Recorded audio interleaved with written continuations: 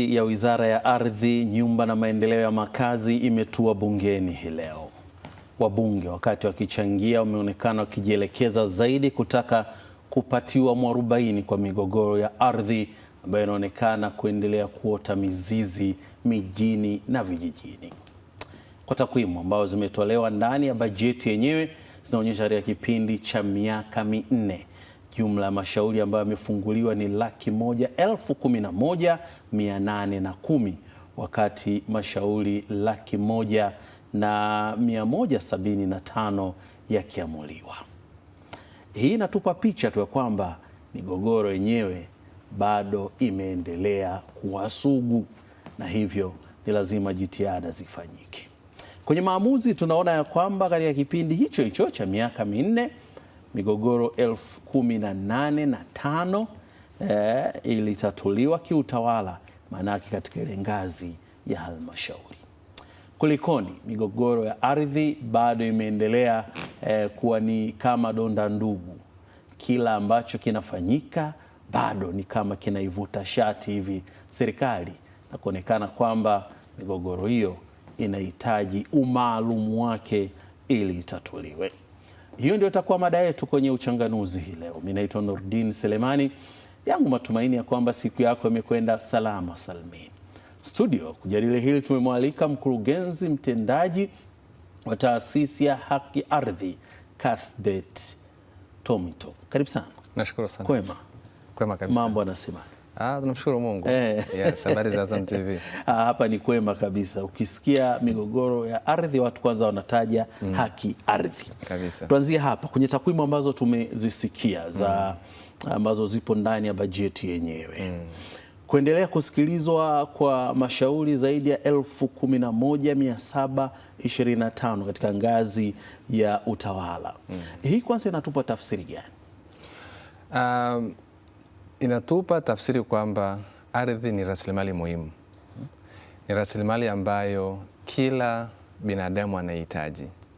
Inahitajika kwa ajili ya kilimo, kwa ajili ya ufugaji, kwa ajili ya makazi na kwa ajili ya shughuli nyingine za kijamii. Kwa maana yake ni kwamba ardhi ni rasilimali ambayo inahitaji usimamizi madhubuti. Inahitaji mipango maalum na ya kudumu ambayo inafanyiwa utekelezaji ambao ni endelevu.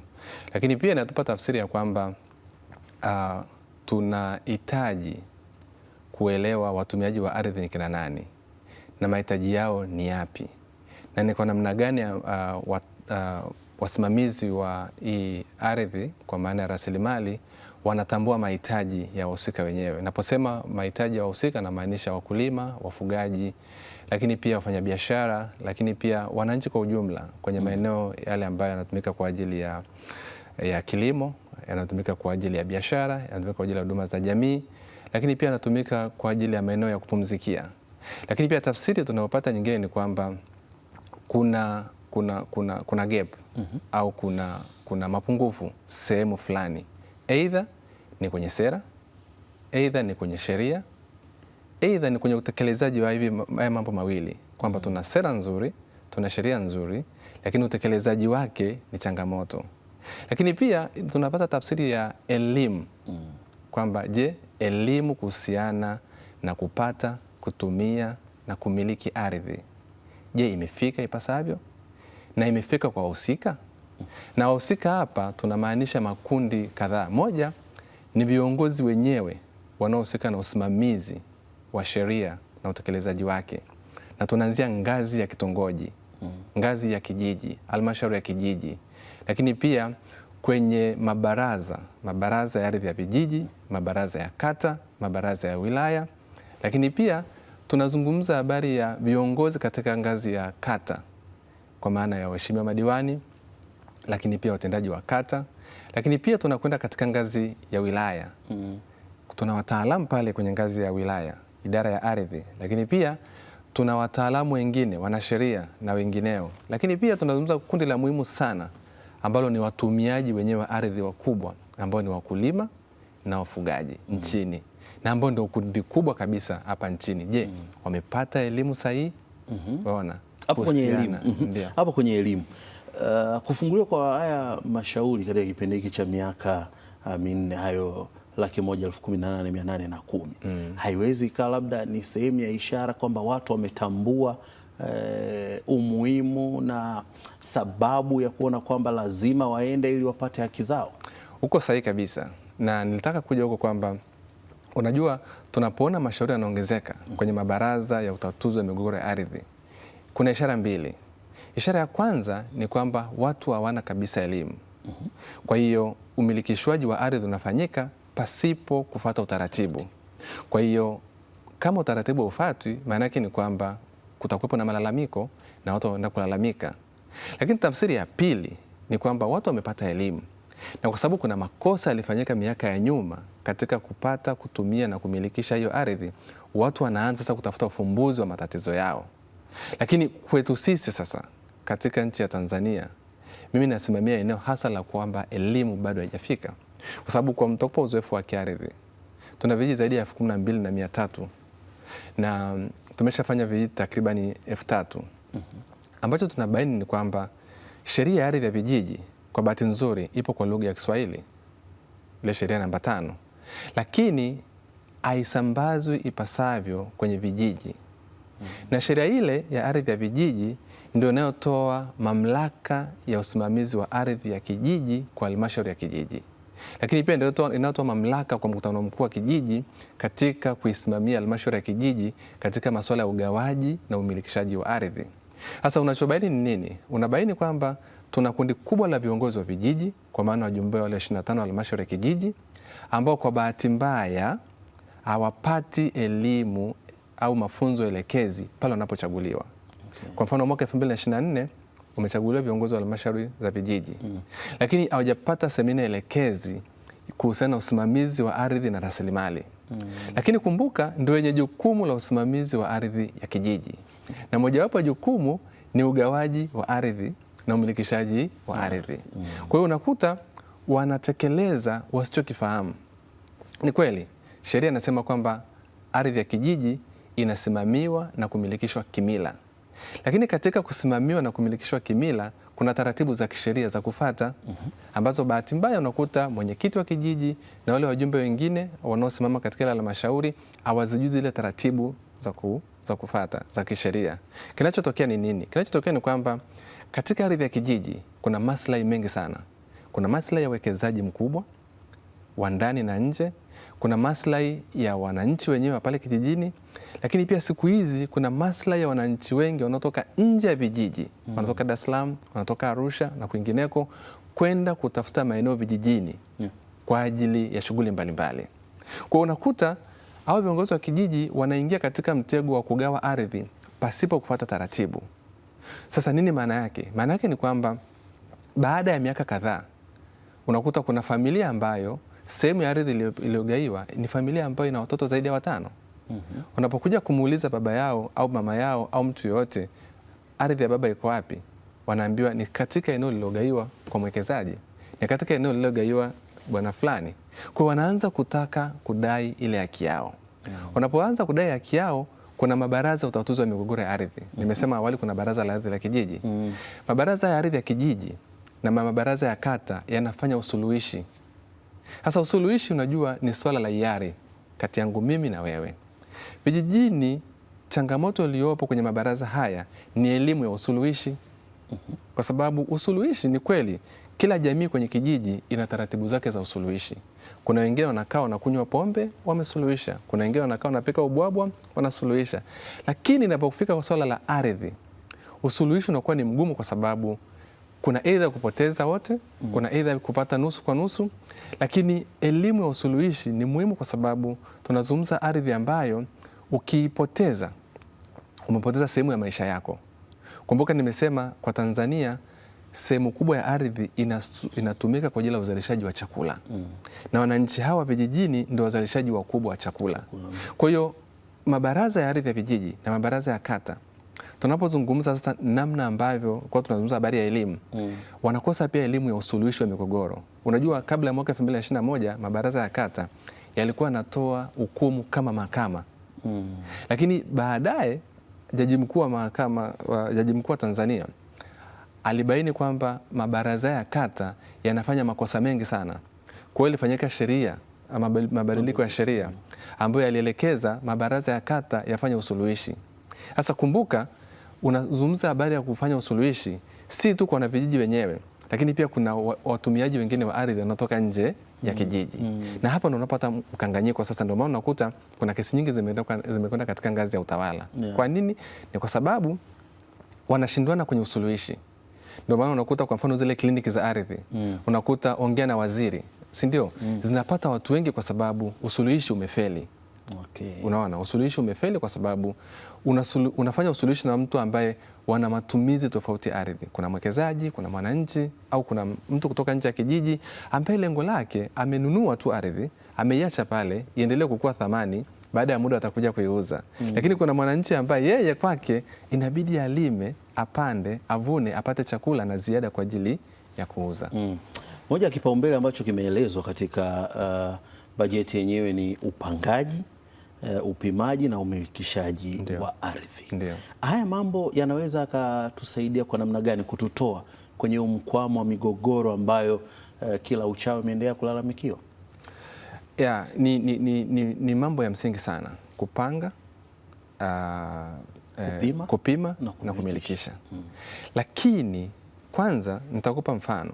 Unajua, pamoja na kwamba ni jambo zuri ya mambo matatu, wenyewe wanaita KK, si ndio? KK ziko 3. Lakini nitakuuliza swali au nitakupa mfano wa mijini. Mijini tumefanya sana KK, kuna kupanga, kuna kumilikisha na vinginevyo. Lakini kuna migogoro mingi ya ardhi, si ndio? Unachobaini ni kwamba kupanga na kumilikisha peke yake si suluhisho la migogoro ya ardhi. Suluhisho lipo kwenye elimu. Elimu iwe kipaumbele kwanza kabla ya kuanza kupanga na kumilikisha. Kwa nini? Kwa sababu unapomwelimisha mtu unamsaidia kutokuvunja sheria. Nitakupa mfano kwenye eneo la urasimishaji wa ardhi. Kuanzia mwaka 2013 mpaka mwaka 2023 kulikuwepo na mpango maalum wa kurasimisha ardhi, na Dar es Salaam ilikuwa ni eneo mojawapo la mpango mkakati, na ilikuwa makampuni binafsi yalipewa ile jukumu la kurasimisha ardhi. Lakini leo ukienda maeneo mengi ambayo urasimishaji umefanyika, bado kuna migogoro ya ardhi. Kwa nini? Ni kwa sababu makampuni yaliyopewa jukumu la kurasimisha ardhi waliharakisha kwenda kwenye kupima, hayakuwekeza kwenye elimu.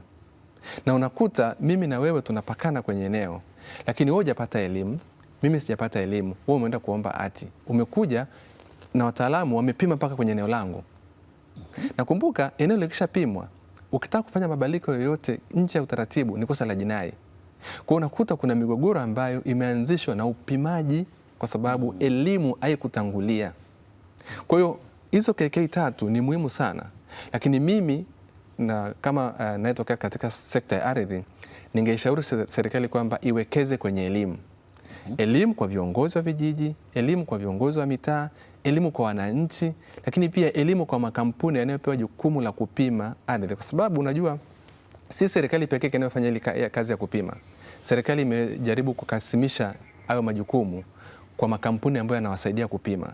Bahati mbaya sana yale makampuni yanakimbilia kwenye faida. Kwa hiyo wenyewe wanatumia gharama ndogo kwenye elimu, wanatumia muda mfupi sana kufanya zoezi la upimaji na umilikishaji. Kwa hiyo unakuta kwamba ni kweli unaambiwa eneo limepimwa, hati zimetoka, lakini kuna migogoro kwa sababu kuna mtu alipimia eneo lake, sio mhusika, mhusika yupo Tabora. Lakini eneo limepimwa kwa sababu elimu ya kutangulia, matangazo ya kutosha kuhusiana na ule urasimishaji hayakutumika. Kwa hiyo naweza kusema kwamba ni kweli kabisa kwamba upimaji ni jambo zuri, upangaji ni jambo zuri na umilikishaji ni jambo zuri, lakini elimu ya sheria na taratibu za upimaji, lakini pia matumizi ya eneo baada ya kupima. Unajua watu wengi wanachukua hatimiliki hizi kwa ajili ya kuchukua mikopo. Mtu anasema mimi natamani nipate ili nichukue mkopo. Na watu wengi pia wamepoteza ardhi kwa sababu wamekwenda kwenye mikopo bila kuwa na elimu pia ya matumizi ya mikopo. Na mifano ni mingi. Akiardhi tunapokea sana kesi nyingi za watu ambao wametumia hati zao vibaya kwa ajili ya kupata mikopo. Na migogoro inahama sana, inaenda kwenye migogoro ya ngazi ya familia. kwamba baba ameenda kuchukua mkopo bila kumshirikisha mama, mama ameenda kuchukua mkopo bila kumshirikisha baba, unakuwa tena kuna mgogoro mwingine ndani ya familia kwa sababu ya umilikishaji wa ardhi. Jambo ambalo ni la hatari kweli kweli. Katika hali halisi tunaona kwamba migogoro mingi sana inaonekana ni vijijini, licha kwamba mijini na yenyewe ipo na wakati mwingine imekuwa ikileta shida na tunaona kwamba miongoni mwa sababu ni uvamizi wa maeneo, changamoto si za fidia, uelewa mdogo, lakini pia hata utaratibu wenyewe ambao hauzingatii hali ya mambo ni shida. Lakini pia tulizungumzia swala zima la mambo ya upangaji, upimaji na umilikishaji. Hii migogoro ambayo mingi tunaishuhudia vijijini, ambako huko sasa ndio tunaona pia kuna mchuano mkali kati ya wakulima na wafugaji. Kila mmoja hapa anapambania eneo lake, na hawa ndio kama ambao tumesema ndio nguvu kazi kubwa ya nchi ipo huko. Tunapaswa kufanya nini ili tuwaondoe hawa watu kutoka hili eneo ambalo wamekwama? Kwa sababu sawa, tunafahamu wengine elimu hawana, wengine elimu wanayo, lakini wanatumia udhaifu, mwingine kukosa elimu kujimilikisha ardhi, lakini serikali ipo. Tufanye nini? Na nakubali kabisa kwamba hata katika bajeti waziri amezungumza kuhusiana na migogoro vijijini, na mimi nikwambie waziri hajaenda mbali zaidi. Kwa mfano, angeenda mbali zaidi na kuichanganua ile migogoro kwamba migogoro ya wakulima na wafugaji ni mingapi, migogoro ya hifadhi za wanyamapori na wanavijiji ni mingapi, migogoro ya wawekezaji wa mashamba makubwa na wanavijiji ni mingapi, ungegundua migogoro ni mikubwa sana vijijini. Lakini kabla nini kifanyike, narudi kwenye eneo moja la msingi sana. Nilisema mojawapo ya njia nzuri ya kumaliza migogoro ya ardhi ni utekelezaji sahihi na wa haraka wa sheria za ardhi. Unajua, inaaminika na inawezekana ni sahihi kabisa kusema kwamba Tanzania ni moja ya nchi zenye sheria nzuri za ardhi na sera nzuri ya ardhi, kwa sababu ni sheria ambazo zinajaribu kuwapa nafasi makundi yote ya utumiaji wa ardhi akisawa katika kupata, kutumia na kumiliki ardhi. Lakini changamoto inapokuja ni utekelezaji madhubuti, na hii changamoto inatokana na jambo moja kubwa sana: ukipaumbele wa sekta ya ardhi kwenye serikali. Na bahati nzuri tumeona katika hotuba kwamba bajeti ya Tume ya Mipango ya Matumizi ya Ardhi imeongezwa kwa ajili ya kufanikisha upimaji wa vijiji mwingi, kwa maana ya ile mipango ya matumizi ya ardhi ya vijiji. Lakini nitakwambia kwamba katika sekta zote, sekta ya elimu, sekta ya afya, sekta ya uvuvi na nyinginezo, sekta ya ardhi sio katika vipaumbele. Kwa hiyo utakuta kwamba bajeti inayotolewa kwa ajili ya kuwezesha hiyo KK kupanga, kupima na kumilikisha haifanyiki kwa kasi. Kwa hiyo kinachotakiwa kufanyika cha msingi kabisa, kwanza ni serikali kutoa kipaumbele katika sekta ya ardhi, na tumesikia hata kwenye kamati ile ya bunge ya kudumu ikisema kwamba serikali kwa maana ya hazina irudishe ile 20% ya inayotokana na kodi ya pango kwenye sekta ya ardhi ili kuwezesha huduma katika sekta ya ardhi kufanyika ipasavyo. Kwa hiyo cha kwanza kabisa ni kwamba ili vijiji viweze kupunguza migogoro ya ardhi, kwanza ni kuipa ardhi kipaumbele na ardhi ya kijiji ilindwe. Na kwa nini nasema ardhi ya kijiji ilindwe?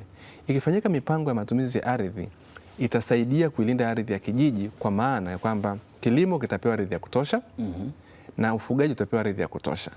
Kwa hiyo haya makundi mawili ambayo yana migogoro ya ardhi yatapunguza msigano. Lakini mpango wa matumizi ya ardhi una kipengele cha muhimu sana, hatua mojawapo ya mpango kina, wanasema detailed land use planning, ambayo ikifanyika ile inachambua mpaka udongo huu, kijiji hiki na eneo hili unafaa kwa ajili ya mazao gani, eneo hili unafaa kwa ajili ya ufugaji gani. Kwa hiyo ukifanyika ule mpango wa kina, utasaidia hata wananchi kutumia ardhi ndogo kwa ajili ya uzalishaji wenye tija na kupunguza wananchi kutaka kutumia eneo kubwa, kwa sababu mojawapo ni kwamba wananchi wanahamama kila mara kufuata rutuba. Na hii ni kwa sababu haufanyiki mpango kina wa ardhi na kuwawezesha wananchi kufahamu kwamba eneo la ekari 2 alilonalo anaweza kulitumia vipi kwa tija badala ya kuhamahama kutafuta eneo jipya kwa ajili ya kuzalisha zaidi. Lakini pia itawasaidia wafugaji maeneo yanayotengewa kwamba wanaweza kuyatenga maeneo kwa ajili ya kuzalisha majani kwa maana ya malisho na kuweza kutumia ile ardhi walionayo pasipo kuwa na kuhamahama kutafuta maeneo mengine ya kilimo. Kwa hiyo msingi mkubwa kabisa kumaliza migogoro ya ardhi kwanza ni kuhakikisha kwamba mpango wa matumizi ya ardhi unafanyika kwenye hatua zote 6. Lakini jambo jingine la muhimu sana ni kuepusha kutanua mbuga za wanyama, kwa sababu mbuga za wanyama zinatanuka sana na zinaenda kwenye maeneo ya kijiji. Zinapoenda kwenye maeneo ya kijiji, maana yake zinagusa ardhi za kilimo na ardhi za ufugaji. Kwa hiyo ni namna gani ambavyo mipango hii ya ardhi inapofanyika inajumuisha wadau wote, isifanyike tu kwa ajili ya sekta fulani, lakini inapofanyika mpango wa matumizi tuhakikishe kwamba sekta ya utalii iko pale, sekta ya mifugo iko pale, sekta ya maji iko pale, sekta ya kilimo iko pale. Kwa unapofanyika ule mpango unafanyika wadau wote wakiwa wametoa mchango wao na utekelezaji unafanyika kwa kutazama makundi yote. Okay. Lakini jambo lingine la msingi ni ardhi ya uwekezaji. Ukisoma bajeti, na mimi nimesikiliza yote, utagundua kwamba kuna ardhi zaidi ya hekta milioni 10 na kitu imepelekwa kwenye uwekezaji. Lakini pia kuna ardhi pia imetolewa kutoka kwa wawekezaji imerudishwa kwa wananchi. Si ndio? Sasa kuna jambo la msingi hapa la kujadili kwamba utabaini kwamba kuna wawekezaji wanashindwa kutumia ardhi walizopewa. Na hizo ni chanzo cha migogoro ya ardhi. Tunafahamu kwamba Mheshimiwa Rais miaka ya nyuma hapa kidogo alibatilisha umiliki wa ardhi kwa baadhi ya wawekezaji ambao wameshindwa kuendeleza maeneo yao na kuelekeza ile ardhi irudi kwa wazalishaji wadogo ambao ni wakulima na wafugaji. Lakini bahati mbaya sana ni kwamba watendaji baadhi wa serikali kwenye halmashauri za wilaya hawarudishi zile ardhi kwa wanavijiji, na unakuta wanavijiji wana mahitaji na ndio waliolalamika mpaka kwa Mheshimiwa Rais kwamba tunahitaji ardhi irejeshwe. Sasa mipango ya matumizi ya ardhi ikifanyika itasaidia wananchi kuainisha mahitaji yao na kutengewa maeneo ambayo yanatosheleza kwa ajili ya kilimo na ufugaji. Wakati wetu tunakwenda mbio, Cuthbert, serikali inakuja na mpango wa kamisheni ya ardhi. Ndio. Hii inaweza ikawa mwarobaini kwa kiwango gani kwenye haya yote mazonge tunayopitia? Kamisheni ya ardhi ni mpango mzuri sana na ni mpango ambao hata kiardhi kwa muda mrefu umeupigia kelele. Kamisheni ya ardhi faida itakayopata ni kwamba itapunguza maamuzi ambayo hayana ushirikishwaji. Kamisheni ya ardhi itaweka mfumo ambao wananchi wanapata nafasi ya kutoa maoni yao na dukuduku zao, kwa sababu kamisheni ya ardhi itakuwa ni kama board ya ushauri, si ndio, kwa serikali kwamba namna gani ya utekelezaji wa masuala mbalimbali katika sekta ya ardhi, kwa mfano hiyo kupanga na kumilikisha. Lakini pia itatoa fursa sana kwa makundi yote ya ardhi kusikilizwa kwa usawa, kwa sababu sasa hivi changamoto ulionayo ni kwamba kuna shida ya wenye fedha kuwa na nguvu kubwa katika sekta ya ardhi. Kwa sababu tumeona baadhi ya maeneo wawekezaji na baadhi ya matajiri wakitoa fedha kwa ajili ya kupanga ardhi, na unakuta wale ambao hawajatoa fedha kwa ajili ya ule mpango sauti zao hazisikilizwe katika ile mipango ya ardhi. Kwa hiyo kamisheni ya ardhi, kwa sababu itakuwa ni kamisheni ya taifa, moja ni kwamba itakuwa na wadau tofauti tofauti.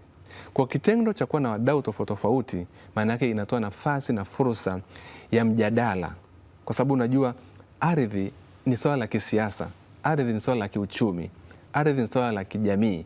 Kwa makundi yote yakihusishwa, kwa maana ya wananchi na makundi yote kwa maana ya NGOs, lakini kwa maana ya wawekezaji na kwa maana ya serikali, tutapata mjadala mzuri sana ambao ukirudi kwenye utekelezaji utasaidia katika kupunguza migogoro ya ardhi. Lakini pia itakuwa ni bodi nzuri sana ya kuishauri serikali na hasa serikali kuu namna ya utengaji wa bajeti na vipaumbele vyake, kwa sababu ukisikiliza bajeti ya ardhi inasomwa kama sekta wezeshi. Yaani ni sekta ambayo kila sekta nyingine yoyote inaitegemea ili iweze kuendelea mbele. Kilimo inategemea ardhi, uhifadhi unategemea ardhi, ufugaji unategemea ardhi. Kwa hiyo kamisheni ya ardhi tunategemea ikiwa na wale wadau wote, kuna vipaumbele vitawekwa na serikali itashauriwa vizuri na kuweza kuisimamia sekta ya ardhi kwa usahihi zaidi. Cuthbert, nikushukuru sana. Asante sana. Naam, ni mkurugenzi mtendaji wa taasisi ya Haki Ardhi Cuthbert Tomito ambaye tumekuwa naye hii leo tukipiga darubini kuhusiana na bajeti ya Wizara ya Ardhi, Nyumba na Maendeleo ya Makazi katika eneo ambalo limewagusa wabunge wengi na hata kwenye bajeti limesemewa la migogoro ya ardhi. Kwa hiyo nasi tukaona ni vyema tukupe hiyo elimu na kufahamu nini ambacho kimetufikisha hapa na tunawezaje kutoka ili kusonga mbele zaidi. Kabla sijaondoka hapa, niwape hongera sana Serengeti Boys, vijana wa under 17 ambao wamekwenda fainali ya AFCON pale Morocco baada ya kuondosha Misri kwa changamoto ya mikwaju ya penalty. Hongera sana kwa kila Mtanzania. Hii sasa inadhihirisha kwamba mambo yamezidi kunoga. Mimi naitwa Nordin Selemani, kutakie usiku mwema.